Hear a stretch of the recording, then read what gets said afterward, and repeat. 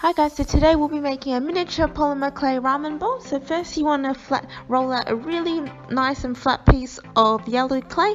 Then I'm just cutting really thin strands of the yellow clay, and that is going to be the noodles for our ramen.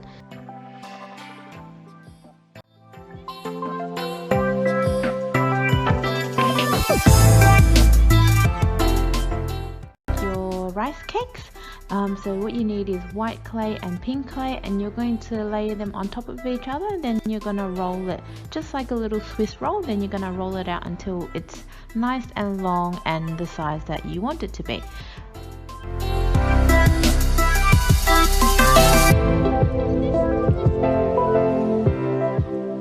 After that, what we're going to do is we're going to make our realistic looking meat. So what I'm doing here is I'm just layering white and dark red clay in different shapes and different sizes, just so then when you cut into it that it'll look like many different layers of meat.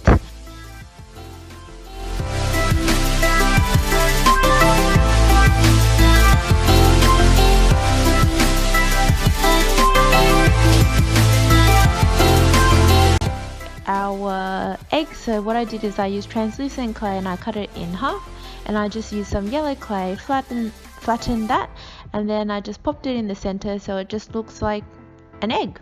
And that's that one. And now I'm gonna make my vegetable sides. So I'm just trimming the vegetables and just joining all the pieces together.